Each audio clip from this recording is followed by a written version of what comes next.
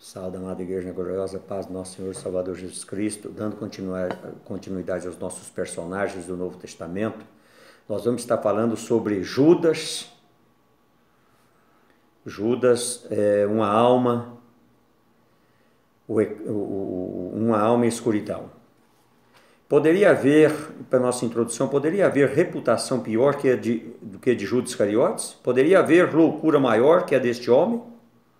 Eis o exemplo de um homem que pôs tudo a perder por se prender a valores errados, teve nas mãos a dádiva de viver na luz, mas sua alienação o conduziu à mais completa escuridão. A história de Judas, na loucura de sua apostasia, a insanidade, na sua insanidade, a sua tragédia, a insanidade daqueles que se voltam contra a verdade, preferindo as promessas ilusórias da mentira, o pecado. Sua tragédia permanece como advertência aos seguidores de Jesus que persistem em trilhar o caminho da indiferença, cobiçosos das bênçãos divinas, sem contudo dar lugar à transformação genuína oferecida pelo Espírito. Judas, uma alma iluminada. Que grande privilégio lhe foi concedido. A bem da verdade, no início Judas até deu sinais de um verdadeiro discípulo de Jesus Cristo, tendo todas as probabilidades de se tornar um morador do céu, tal como os demais apóstolos. Primeiro, nós vamos olhar para algumas qualidades de Judas. Judas deixou tudo para se tornar um discípulo do Mestre. Mateus 10, 1, 4. Segundo, Judas andou por 3 anos lado a lado com Jesus, tornando-se seus amigos íntimos. 3. Judas ouviu explicações que nenhum outro ouviu. Marcos 4, 4. 4. Judas foi testemunha ocular dos poderosos feitos do Senhor. 5. Judas foi enviado para pregar o reino. Lucas 10, 17. Em último lugar, Lucas foi escolhido como administrador do sustento do Senhor e seus companheiros. Prova de íntima confiança, porque o tesoureiro, aquele que cuida do dinheiro, é de íntima confiança da pessoa sobre a qual ele está debaixo do comando. A alma de Judas foi iluminada pela presença radiante do Senhor. Entretanto, descobrimos que, deliberada e conscientemente, Judas optou em permanecer em trevas, nas trevas de sua velha vida, desejando adquirir benefícios materiais em lugar do tesouro eterno, morar no céu. Quem brinca de seguir a Deus sem levá-lo a sério, ou segue o movido apenas por interesses pessoais, acaba penetrando no labirinto da perdição, de onde dificilmente encontrará em retorno à sensatez. Já haviam conhecido por experiência que a palavra de Deus é boa e tinham experimentado os poderes do mundo que há de vir, mas depois abandonaram a fé. É impossível levá-los a se arrependerem de novo, pois estão crucificando outra vez o Filho de Deus e zombando publicamente dele. Hebreus 6, 4, 6. A Bíblia linguagem de hoje. Judas, uma alma alienada. A luz brilhou em sua vida, iluminando seus passos. A ele foi mostrado o caminho da verdade e conferido um conhecimento invejável.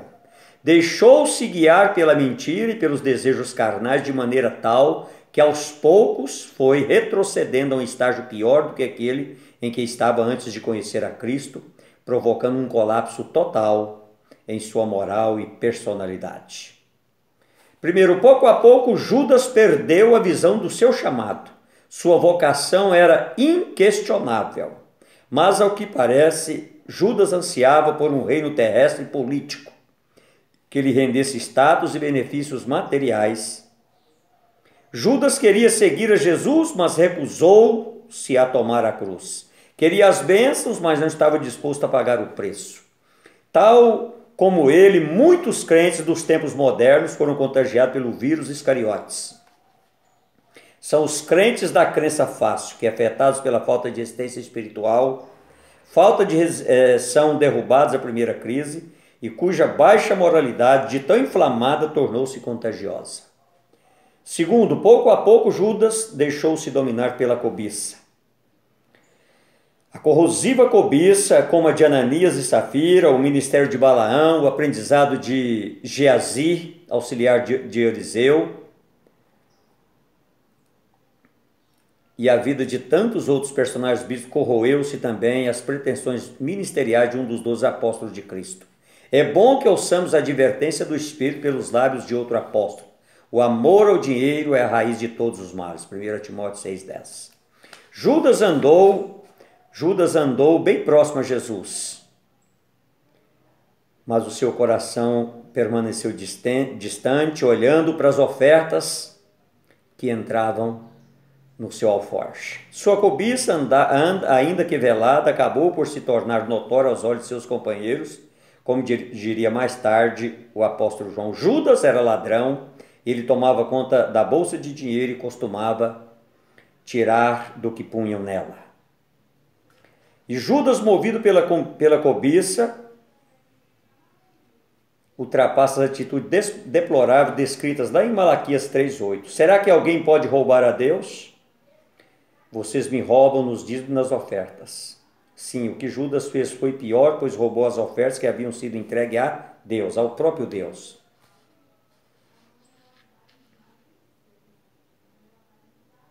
De tal maneira ele se deixou dominar pela avareza, a ponto de criticar uma autêntica adoradora que se quebrantou aos pés de Cristo, ofertando do mais precioso nardo puro.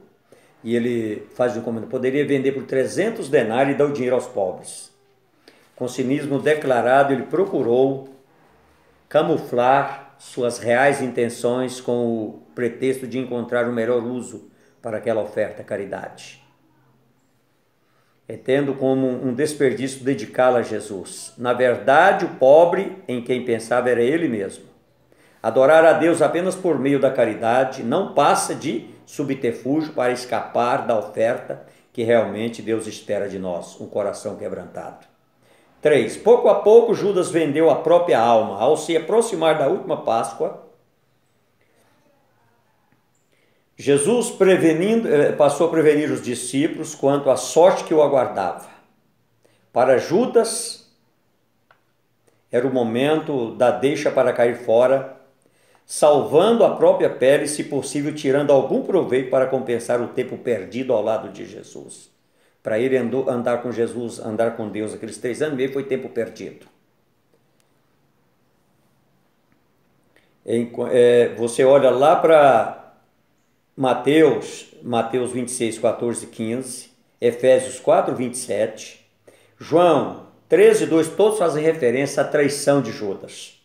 Sua moral e seus valores estavam de tal forma conturbados pela insidiosa cobiça que, pelo preço vil de um escravo, 30 moedas de prata, não se constrangeu em vender a própria alma. Ele se vendeu. O homem tem preço. É assim também nos nossos dias. A maioria das pessoas tem um preço estabelecido.